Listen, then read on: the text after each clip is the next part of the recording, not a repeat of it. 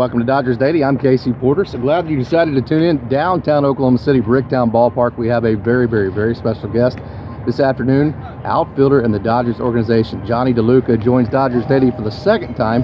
So Jonny, thank you so much. Thank you for having me. Hey, hot start. Congratulations, first of all, on your promotion to AAA. Thank you. Yeah, it's been fun. So just one step away from your dream. Of course, you're an LA area boy, and being for the Dodgers, just one step away, right? One step away. It's pretty close, so it's kind of surreal being here right now and just every day trying to get better. You know, it was about this time last year you got called up to AA Tulsa, so has it been kind of a whirlwind for you? Yeah, just, going through the system and pretty fortunate to have a lot of really good coaches, a lot of good teammates around me, so it's been very fun for me to just, experience it all. Yeah, I was in Wichita last night, got to see your boys in AA. Do you keep up with them some? Oh yeah, I still keep up with a lot of them. Yeah, I got to talk to Nick. He mentioned he grew up in the LA area too. He goes surfing too. So hey, you and Nick maybe someday get to go surfing together? Me, Frost, and Nastrini will probably end up going this offseason sometime. Awesome. Okay, so you've been all the way through the system. We mentioned you getting moved up to AA about this time last year. Talk about the different adjustments from one level to the next. Which one's been the toughest for you?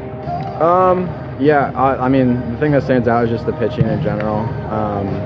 Stuff-wise is always going to be better when you're going up levels, but I think it's less stuff and more just pitchability that these pitchers have.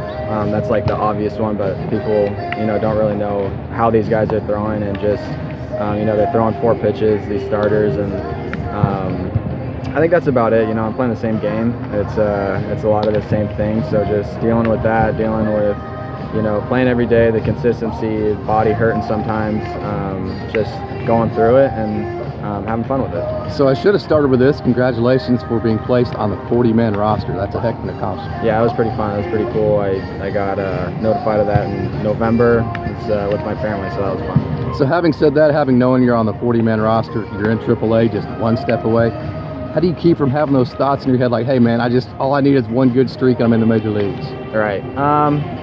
I mean, it's tough. It's tough, like you said, but just it's so far out of my control. I can't do anything besides go out there and play my game every day and hope for the best, but just, control the controllables. Man, it's so cool because you have guys like Duggar and Zimmer and guys like that have major league experience that can help you kind of let you know what it's like there. Then you have the younger guys that you kind of grew up with in the system, so it's a cool mix, isn't it? Yeah, just learning from everyone.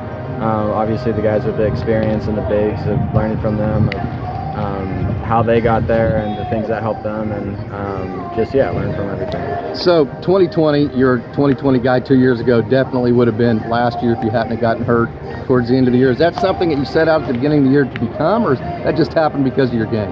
Yes and no. I like to go into like the season not really putting like a statistical measurement or goal, but it's always in the back of my head since I did it in 2021, and then last year I was close, like you said, if I didn't get hurt. So it's always in the back of my head. It's obviously a good thing if I do it, but I don't really try to go into the season with any certain statistical goal. When you got called up to AA last year, you led the Midwest League, or at least the Loons, in stolen bases and home runs. So what's funner for you, hitting a home run or getting on base, stealing second, then stealing third, and getting knocked in? Oh, hitting a home run for sure. Hitting a home run for sure. Yeah.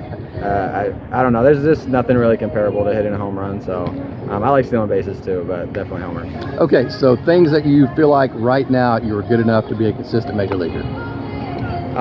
Yeah, I mean, it really comes down to just being consistent every day. I think, the power and speed are there. They both play a big part of my game, and just trying to be, as electric as I can on the field.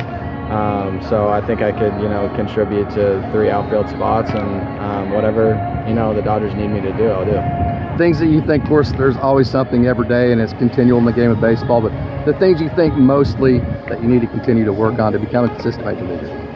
I think it's a small one, but pretty big that the Dodgers are on, is just like base running and not getting lazy on the bases, and being aware and stealing whenever I can, because I think I do have the speed to steal a lot of bases, and sometimes it's like, the guy's quick to the plate or the catcher has a good arm, but trusting that, getting a good jump, and if I do that, stealing 30, 40 bags a year, I think I could definitely do, so just getting better at that. Talked about this with Henny yesterday in Wichita. Hey, there's been a lot of call-outs all the way starting with Grove last year, to Pepio last year, and then Outman this year, Michael Bush, and all those guys. Do you guys talk about what it's like getting called up? Yeah, no, definitely. Just like the differences and the good things, the weird things, getting used to different travel, living situations, all that. So it's cool to talk with them about it and pick their brains and have something to look forward to. Goals for 2023?